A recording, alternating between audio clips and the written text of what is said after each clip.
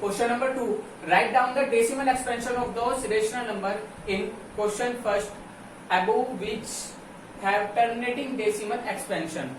तो जो हमने क्वेश्चन 1 में हमने अलग अलग किए थे, टर्मिनेटिंग डेसिमल और नॉन टर्मिनेटिंग डेसिमल। तो इस क्वेश्चन में क्या है, क्वेश्चन 1 के जो टर्मिनेटिंग डेसिमल एक्सपेंशन थे उनको कन्वर्ट किस में करना है, डेसिमल एक्सपेंशन में।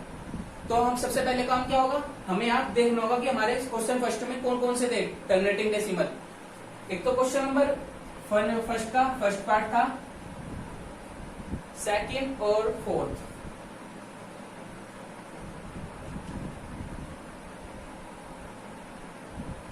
सिक्स्थ और एट्थ।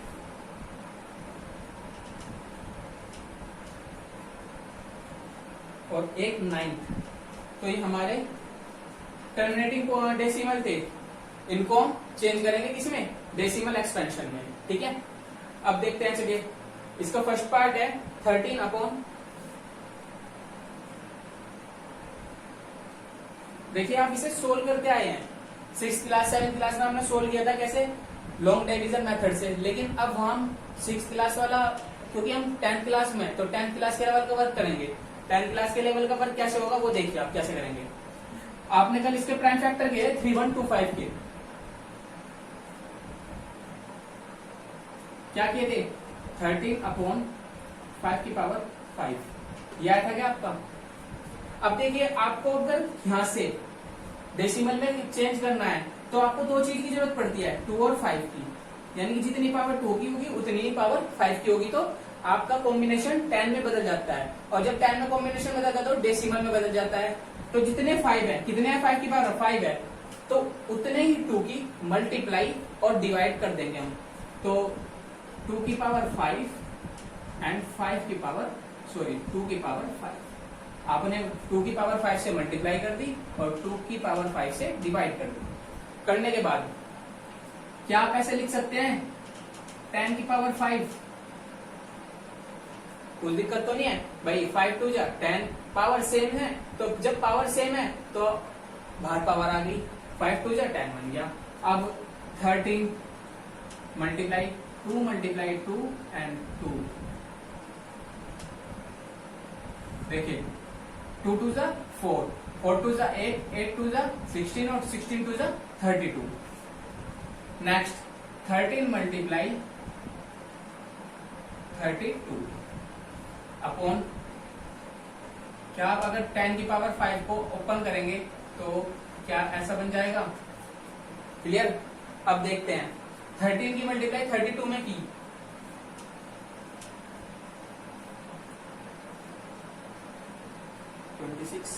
और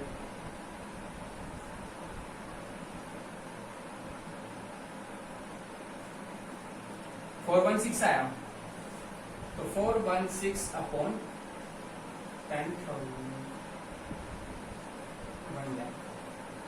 देखिए 416 अपॉन ये, अब हमें यहाँ से अपॉन में से 1 लाख है, इसको रिमूव करना है। तो कितनी जीरो है, 1 2 3 4 5, तो उतने ही नंबर पहले पॉइंट लग जाएगा। 416 और देखिए 1 1 1 2 3 4 5, क्या आपका ये बन जाएगा। अब ये डेसिमल एक्सपेंशन में चेंज हो चुका है, क्लियर। नेक्स्ट क्वेश्चन समझेंगे। नेक्स्ट क्वेश्चन क्या है इसका, सेकंड पार्ट। सेकंड पार्ट है 17 अपॉन 8, क्या है 17 अपॉन 8। तो देखिए 17 अपॉन 2 की पावर 3, जितनी पावर 2 की है उतनी पावर हमें 5 की चाहिए। तो जब 5 की पावर चाहिए तो हम क्या करेंगे, 5 की पावर 3 से मल्टीप्लाई और 5 की पावर 3 से डिवाइड कर देंगे। तो देखिए क्या बन गया, 10 की पावर 3, तो 17 मल्टीप्लाई 5 मल्टीप्लाई 5 मल्टीप्लाई 5। तो क्या हम इसे लिख सकते हैं, 17 मल्टीप्लाई 125 अपॉन 1000 लिख दिया। अब 125 की मल्टीप्लाई अगर हम 17 में करते हैं तो देखते हैं,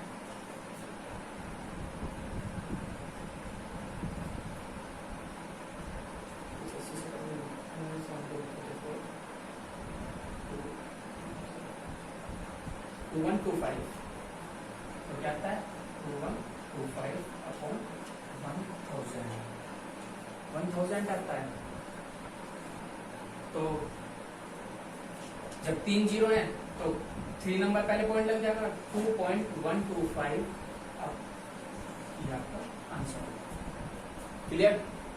चलिए इसके फोर्थ पार्ट पर चलते हैं। फोर्थ पार्ट है 15/1600, 15/1600। तो सबसे पहले इसके फैक्टर करेंगे हम, तो 2 एंड 800, 2 400, 2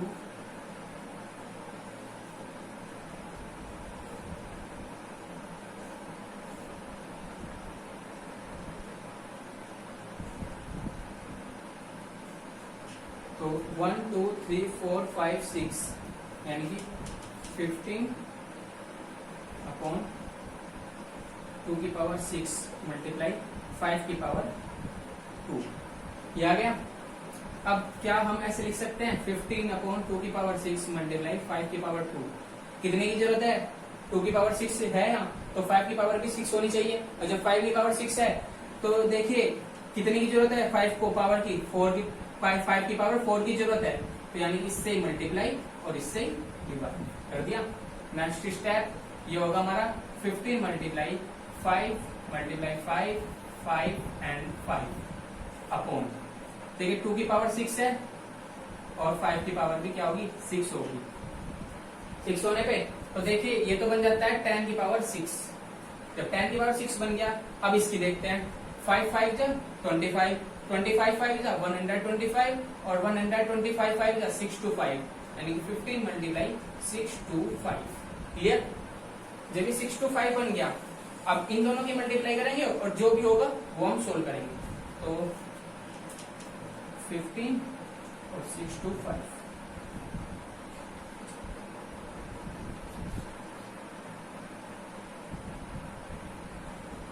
9375 अपॉन 10/6 है। चलिए कितनी जीरो है? 6 है, यानी कि 10 ये हो गया आपका 10 लाख। तो 9375 6.50 होना चाहिए। तो देखिए 1 2 3 4 5 6 ये आपका आंसर होगा। क्लियर? चलिए इसके 6 पार्ट पर चलते हैं। 6 पार्ट क्या कहता है?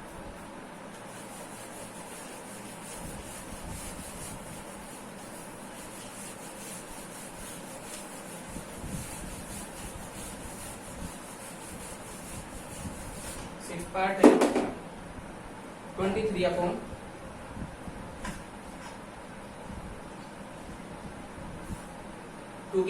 एंड 5/2। तो देखिए 23, जब 2/3 है तो 5/3 चाहिए, यानी कि किससे मल्टीप्लाई करें? 5 की 1 पावर से, यानी कि 5 मल्टीप्लाई 5 कर दिया। तो 23 5 का क्या हो जाएगा आपका? 115। और यहां अगर हम देखते हैं तो 2/3 एंड 5/3 है। सो 115 अपॉन 10/3 लिख सकते हैं भाई।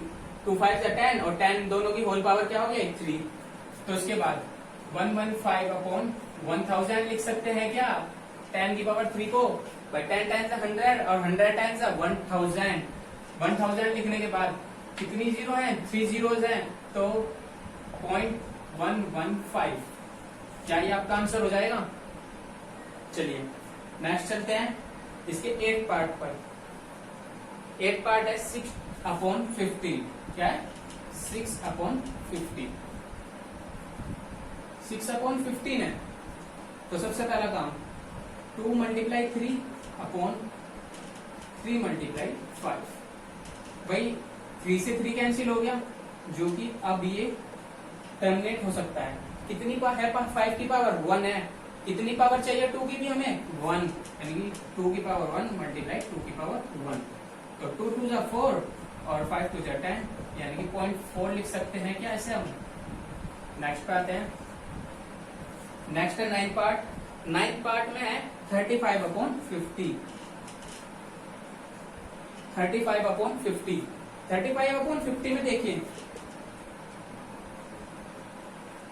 अगर हम इसको ओपन करें तो क्या हम इसे लिख सकते हैं, यानी कि 35/2 की पावर तो 1 है और 5 की पावर क्या है, 2 है आपके पास।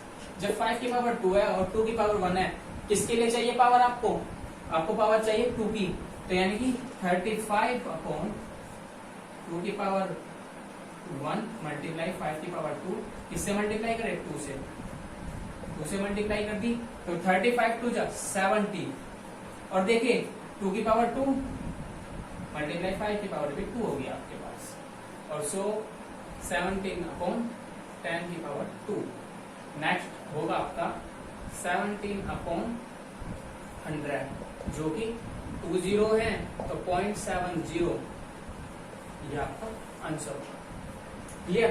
देखिए इन क्वेश्चंस में आप इनको लॉन्ग डिवीजन मेथड से करते हैं तो आप शायद ये पूरा ब्लैक बोर्ड भी कम पड़ता, क्योंकि मेथड बहुत लंबे हो जाते हैं, जैसे कि उसमें बहुत लंबा आंसर था।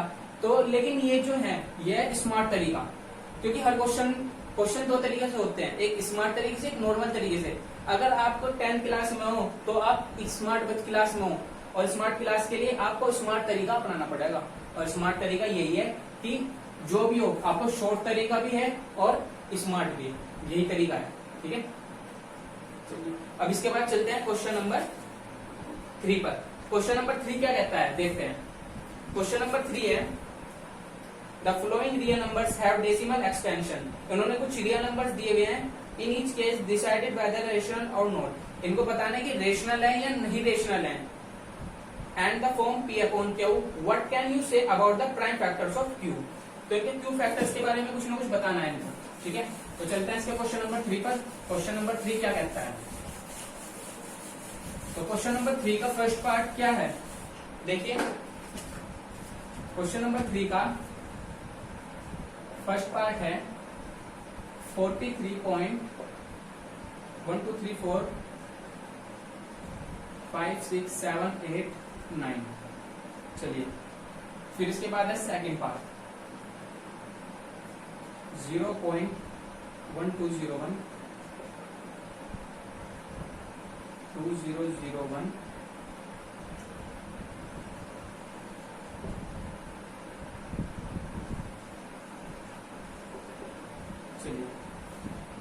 देखिए सबसे पहले तो इसके फर्स्ट पार्ट को देख लीजिए आप, 43.12345678 नॉर्मल सी बात है, जब ये टर्मिनेटिंग डेसिमल है, क्या है, टर्मिनेटिंग डेसिमल है, यानी कि टर्मिनेट हो रहा है कहीं ना कहीं जाके, और जब टर्मिनेटिंग डेसिमल है तो क्या होगा, ये टर्मिनेटिंग डेसिमल किसका पार्ट होता है, रेशनल का, और तो ये क्या है, एक रेशनल नंबर है। क्लियर सी बात है। नेक्स्ट जो इसका सेकंड पार्ट है, सेकंड में क्या है, नॉन टर्मिनेटिंग है। नॉन टर्मिनेटिंग किसके लिए होता है, रेशनल के लिए होता है, और नॉन टर्मिनेटिंग डेसिमल के रेशनल के लिए होता है। बट ये क्या है, नॉन रिपीटिंग भी है, 1201। फिर इसमें कोई भी चीज ऐसी नहीं है, कोई भी नंबर ऐसा नहीं है जो रिपीट हो रहा हो। तो जब रिपीट नहीं हो रहा और टर्मिनेट भी नहीं हो रहा, तो ये क्या है, इरेशनल नंबर है। क्या है, there is non repeating and non terminate, so this is irrational number। क्या है ये, irrational number। क्लियर। अब इसके थर्ड पार्ट पर चलते हैं। थर्ड पार्ट क्या है, 43.12345678 और इस पर 12। देखिए मैंने आपको बताया था कि जब ये बार है तो यानी कि बार का मतलब ये हो रहा है। बट आपको एक चीज बताई थी, कोई भी चीज है, रेशनल नंबर कितने तरह के थे, 2 तरह के रेशनल नंबर, एक तो नॉन टर्मिनेटिंग बट रिपीटिंग, और एक था एक टर्मिनेट था। ये टर्मिनेट नॉन टर्मिनेटिंग तो है क्योंकि चलता जा रहा है। लेकिन ये रिपीटिंग है, जब रिपीटिंग है तो कौन सा नंबर है? रेशनल। क्या है? रेशनल। ओके, तो this is a rational number.